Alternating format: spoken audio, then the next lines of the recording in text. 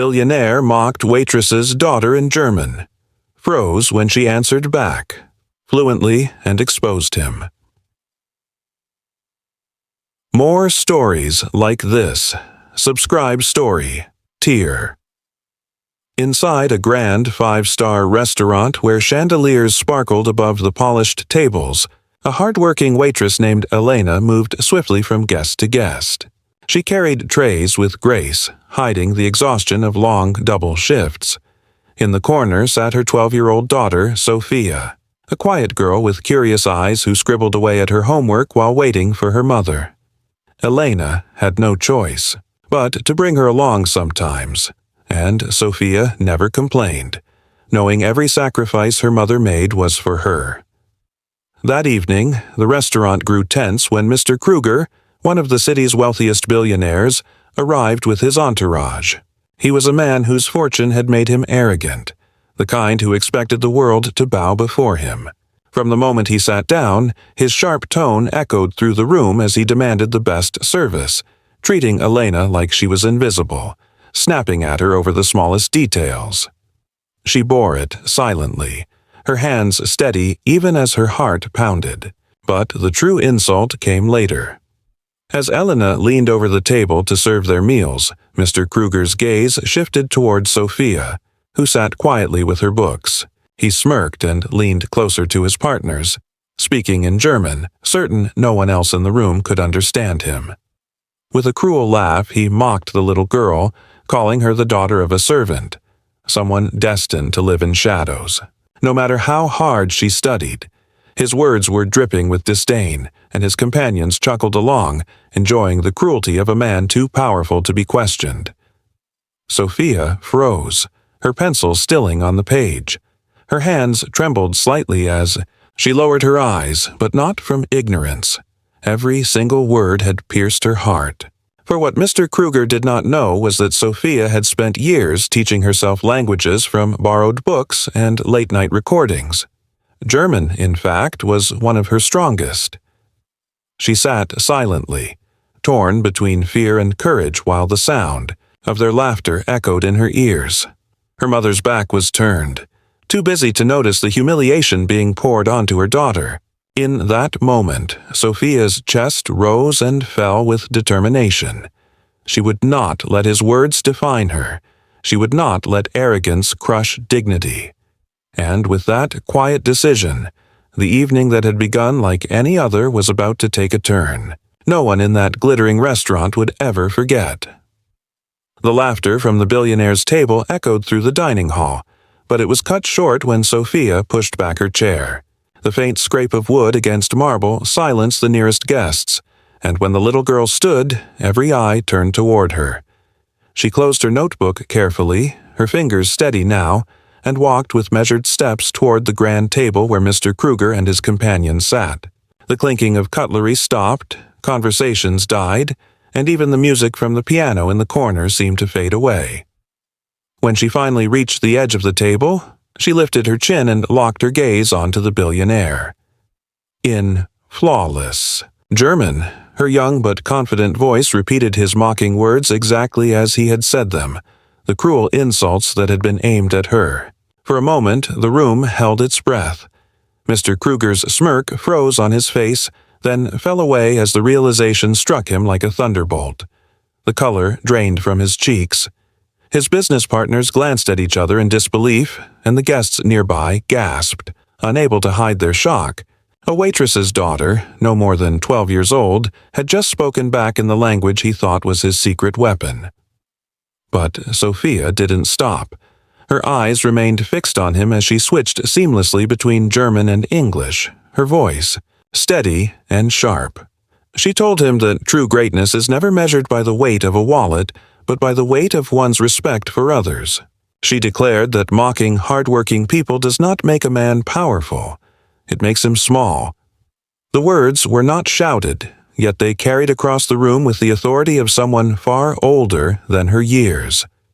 The restaurant was spellbound, every guest listening as if the chandelier lights themselves had dimmed for her alone. Mr. Kruger tried to recover, forcing out a laugh and raising his glass as though it had all been a harmless joke, but the tremor in his voice betrayed him.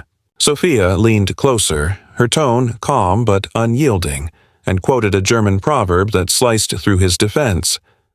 Hochmut kommt vor dem Fall. Pride comes before the fall.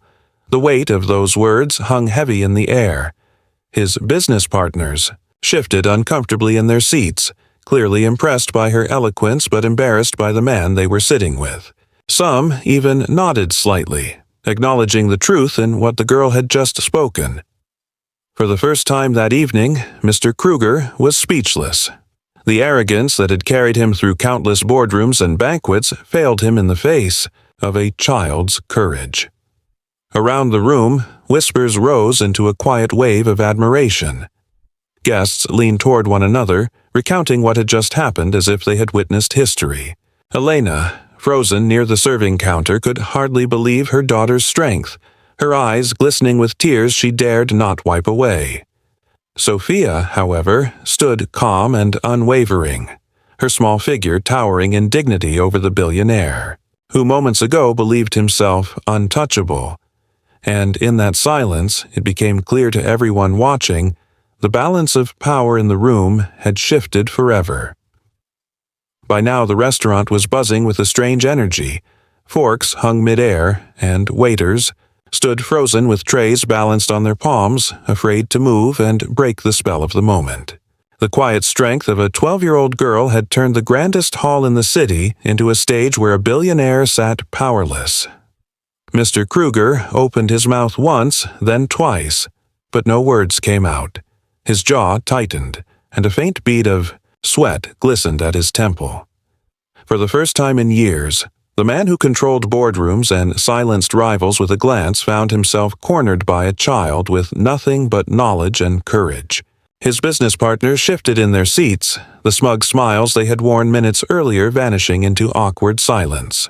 One cleared his throat and, to everyone's surprise, complimented Sophia aloud, calling her a remarkably educated young lady. The words carried weight, a subtle signal that even among his own, the billionaire's arrogance was no longer admired. Elena, standing near the service counter, could only stare at her daughter. She had known Sophia was bright, always studying late into the night, always curious, always hungry to learn. But this fearless confrontation, was something she had never imagined. Her hands trembled as pride swelled in her chest, tears burning behind her eyes. Yet she did not move forward, knowing instinctively that this was Sophia's moment to claim, not hers to interrupt. Sensing the shift, Mr. Kruger straightened his back and tried desperately to reclaim control. Switching to English, his voice loud and heavy, he sneered that education would never change the truth. He reminded the room that Sophia was the daughter of a servant, and that people like her mother would always bow to people like him. His words rang harshly, but they no longer held the power they once did. The spell of intimidation was broken. The guests, once silent witnesses, leaned in, not to listen to him but to wait for the girl's reply. Sophia did not flinch. She looked directly at him, her expression calm, her voice clear as a bell. She told him that respect, knowledge, and integrity build a legacy far stronger than money ever could. She said men like him, who mocked the hard-working and measured worth in gold, would be remembered not for greatness but for cruelty. Her words were not angry. They were steady, precise, and filled with a truth that struck deeper than any insult could. And then the room erupted. First, a single pair of hands clapped from the back, then another, until applause thundered across the restaurant. Some guests even rose to their feet, giving the girl a standing ovation. Mr. Kruger's face turned red with humiliation, his eyes darting wildly, searching for an escape. With a sharp motion, he grabbed his coat from the chair, abandoned his untouched meal, and stormed toward the exit, his entourage scrambling to follow. The doors slammed behind him, leaving the echoes of his downfall and the triumphant applause of strangers who had just witnessed a servant's daughter humble a billionaire with nothing but courage and truth. As the heavy restaurant doors closed behind Mr. Kruger, A wave of relief swept through the dining hall. The tension that had once gripped the air melted into something warmer, something brighter. Applause lingered, softening into murmurs of admiration as guests rose from their seats and began approaching the small figure who had just silenced a billionaire. Sophia stood still, her shoulders squared, her expression calm, as strangers bent down to praise her courage.